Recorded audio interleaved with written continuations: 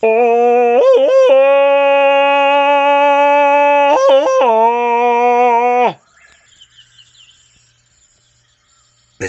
Brain Comics. Hello, my comic book friends, and welcome to Bizarre Brain Comics. I am Gary, your host. And this is where I like to take a look at some older comics, talk a little bit about the characters and creators, and examine the stories and the art. This time, I'm going to take a look at some more of the Tarzan comics from Dell from my personal collection. Last time I said I would be starting with the photo covers of Gordon Scott, but make a little side trip here with that. These are Tarzan's Jungle Annual, but before you do that, I'll show you this one. This is from Dell Comics. I missed this last time. It was out of place when I was talking about the photo covers from with Lex Barker.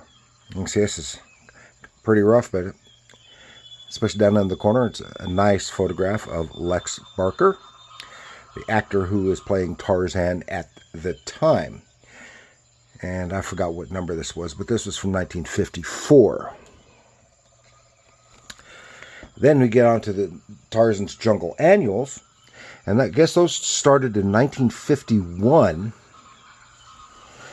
and they had painted covers by Mo Golub, who I talked about last time, did all those marvelous painted covers. Now, for the regular Tarzan title for a couple of years.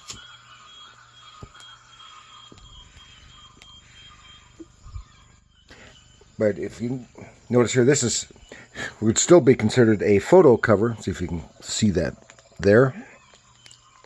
Get some of the glare off. This is up here in the corner. Has another photograph of Lex Barker. And still having a painted cover. Now, with these covers, were although they're Tarzan comics, they didn't feature Tarzan on the cover. They were normally, like this, scenes of African wildlife, usually in a moment of drama, action and drama, like here, this lion trying to take down this zebra.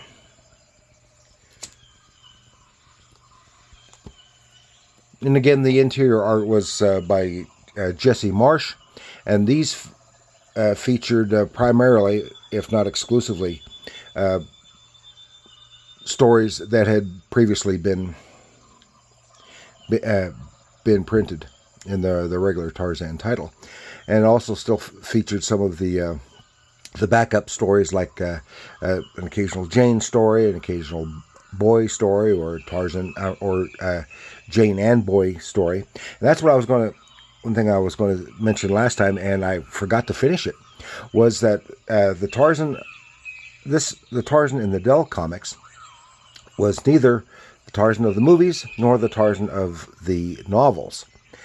It was kind of a mashup, because, of course, it had Tarzan and it had Jane. Tarzan was articulate, educated, spoke normally, but Tarzan and Jane lived in a treehouse. He was still Lord Greystoke, as he was in the books, but they usually left that out of the movies. And they had the son just called Boy, and of course in what was it, 66 or 67? I've forgotten what year now. I did an episode on that, when they just Boy suddenly went from about a 10-year-old boy to 16 years old, and he decided to change his name to Korok, and so then they did the Korok, Son of Tarzan's title. But which is from the Korok, of course, is from the novels, and he was still Jack Clayton, or John Clayton III, future Lord Greystoke. Okay, and this is from 1953. This one here, oh, nice leopard taking on a wildebeest. That's pretty big game for a leopard. Might be able to take him down. I don't know. This is from 1954. Really nice Mogala pieces.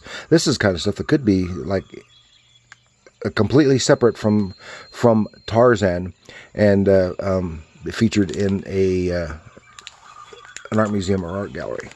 And now this leopard is really taking on more than he can handle.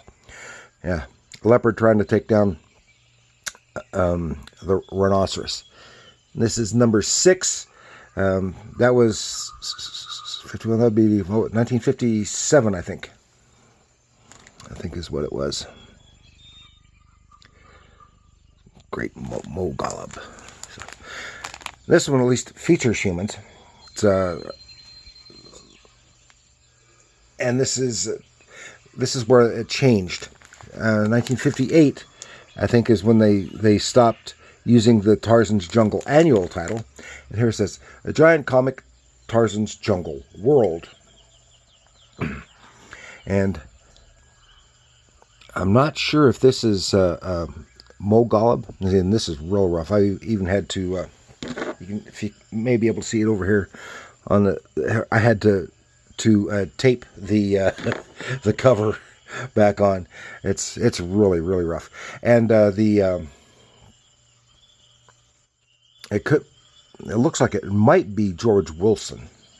I am not sure. This is from, let's see which one is it? Yeah, 1959.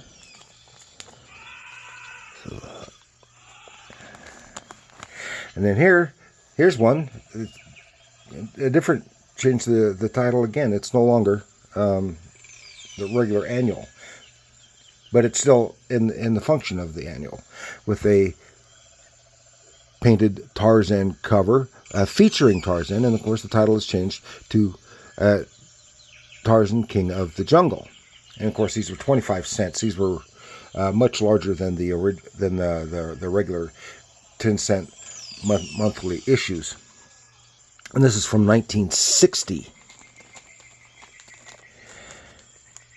And then this one here is completely different, and you can see right off the bat, no more painted cover, which is actually kind of a surprise because of course they were doing painted covers. And this was after, from 1965, after the split between Gold Key and Dell.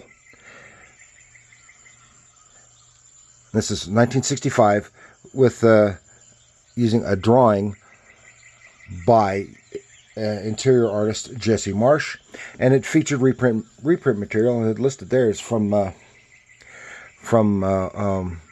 49 through 53, I think is what it said. But surprisingly still 25 cents. This is almost 15 years, and the cover price was still the same, but it wasn't as large, and they save production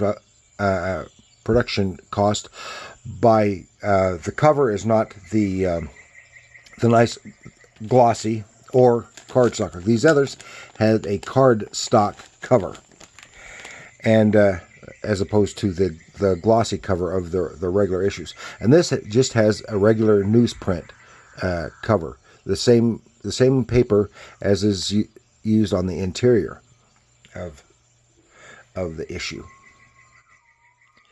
And as I said, it had a few things. These had occasionally some few things, just as the regular Tarzan title did, with some featuring a few other artists, most notably Russ Manning, and he usually, not always, because I remember seeing one Jane story that was just lovely, and it was Russ Manning using his own style. The other stuff that I saw with Russ Manning had his art done imitating the Jesse Marsh style, but there were still little, might have just been inking over Jesse Marsh's pencils, I don't know, but little Russ Manning things poked through.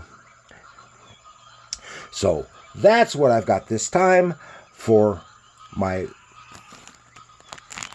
Tarzan's Jungle Annual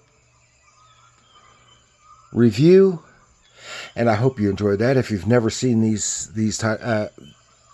books before, and they're a lot of fun reading, and they kind of take a while because they get wordy. They get wordy. And thank you for joining me. Please like, share, subscribe, and leave a comment. Are you a Tarzan fan? Do you know Tarzan fans? You might want to share this with them. And let me know what you think of these Mo Galoob, or Golub, I guess, cover paintings. They're very nicely done and a lot of fun. And remember, comics are art.